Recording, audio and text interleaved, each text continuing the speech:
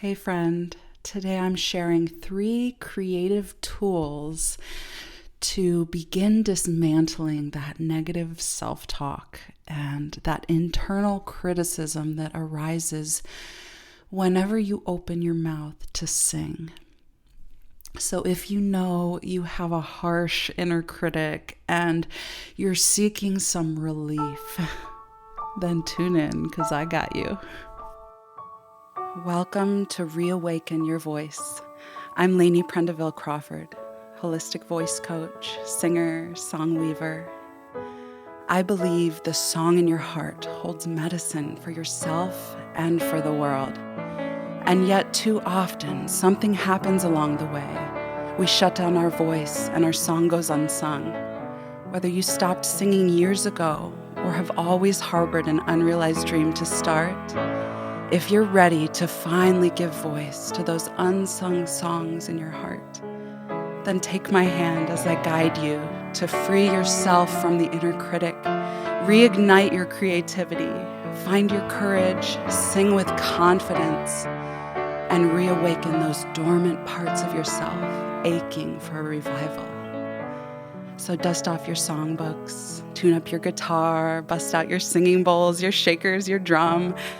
Actually, all you really need is your voice, your breath, open ears, and an open heart. Let's play. Ah, yes, the inner critic. The enemy of the singer and artists of all kinds throughout history, regardless of level of experience. From novice to pro, it shows up over and over again. The key is knowing what to do with it when it does. Not if it does, when it does. How do I know? Oh, because I've been there and it will not be the last time. This was the bane of my existence for many years until I learned to see it for what it was and build an awareness around it and kind of learned how to outsmart it, to sing through it. Sometimes if I had to, do some acrobatics to get around it, but also learning to listen to it and not take it in as truth automatically, but to listen and detach myself from it and see it from maybe that 40,000 foot view where I can hear it through the ears of my inner wisdom and let go of it as a falsehood or something I didn't have to take on as my own. Something I didn't have to take on as my true voice. So maybe you have, tried some vocal drills or some warm-up exercises and you decided that you don't have a good voice. Or maybe you have revisited some exercises that you used to do in the past and you decided you're too rusty or out of practice, and so you judge yourself so harshly that you don't even want to go on. So you give up and go do something else. Well, where does that leave you?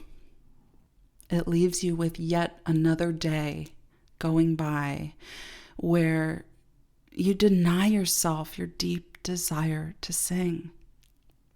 You put off your creative dream, and then another day, another week, another month, another year goes by where you're not doing what you love, you're not sharing your voice, you're not honing your gifts, and you're not saying yes to the music inside of you.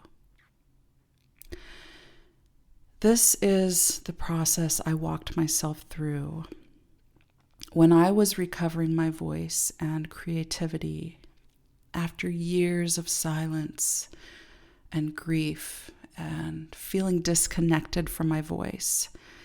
I had kind of closed off my heart and shut down my voice. And at the root of it was this inner critic. So this process that I'm talking about today, these 3 ways, these 3 creative tools to release the inner critic, this really began with learning to play again. Making music in the moment that was more about the process than the outcome, because it was here one moment and gone the next. So I was singing in nature, toning in caves, exploring the ways that other cultures around the world have used the voice as a healing instrument and how they've used improvisation. And I explored various forms of this improvisational singing as I traveled. I did a lot of writing, reconnecting with my inner voice, and that led to songs that helped me heal. So it was a journey, and I got off track many times. I got distracted. I allowed myself to be led astray. I was seeking and searching and not really putting my finger on what I was actually doing until I looked back and I saw the path that I had kind of hacked with a machete through the jungle. But looking back, it was these 3 things that made all the difference and really allowed me to open my voice again. So let's dive into these 3 creative tools to release the inner critic. Number 1, journaling.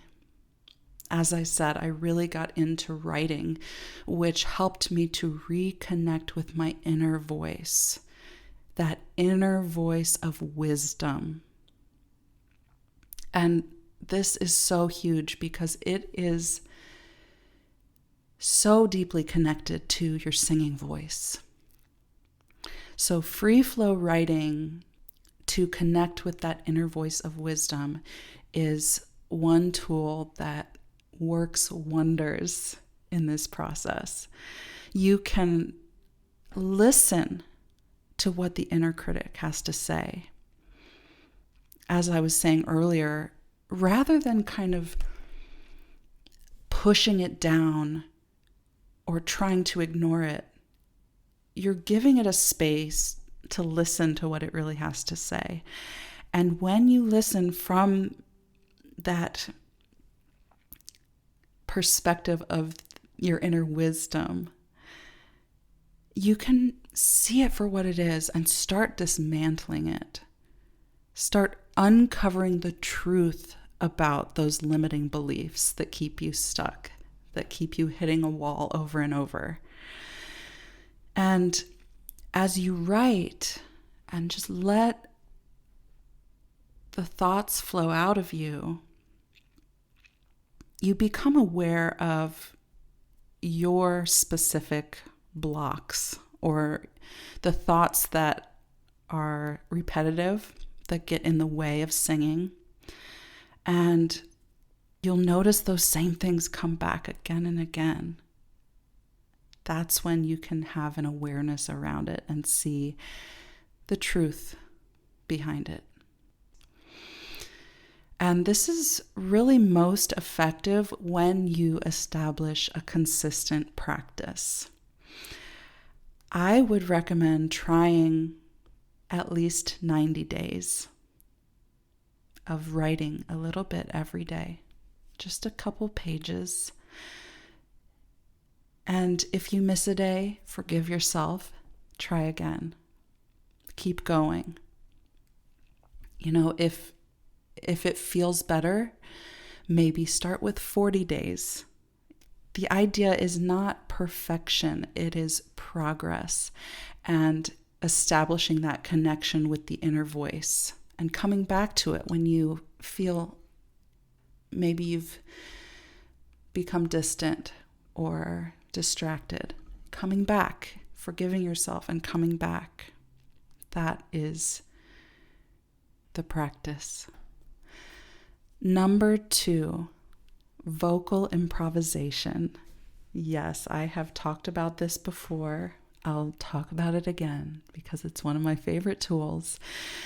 But this is making music in the moment, creating without a set score in front of you or the music notes already predetermined. You are allowing it to flow through you and creating in the moment something that is intuitive and just flows. This can help you sing through the noise, the negative self-talk that pops up.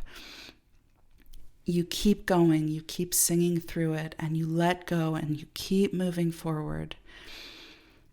Oftentimes, if you can get past that initial obstacle of, oh, my voice isn't sounding very good today, or I don't know what to sing, I don't like the sound of this, nothing's working. If you can get past that and keep going, you may find that something really unexpected opens up for you. And it's the practice of moving through it, singing anyway. Another part of this is kind of taking yourself less seriously and just playing with your voice. This is vocal play. Your voice is your playground. You're creating in the moment and just experimenting and exploring. It doesn't have to be art with a capital A, fine art. It doesn't have to be your greatest masterpiece. It's for the process rather than the outcome. So this is exploration and discovery over perfection and precision. You're just letting it be what it is today, in this moment. And as that moment comes, as soon as it comes, it goes. So you learn to let go and keep creating. Number 3, songwriting. Now this may seem like it takes another level of musical skills and knowledge. And while yes, that can only enhance your experience and your ability to translate what's coming through you, you can write a song without any of that, without the music theory and the song structure. You can lean into your intuition and rely on your ear and the music that is within you and create something expressive and beautiful.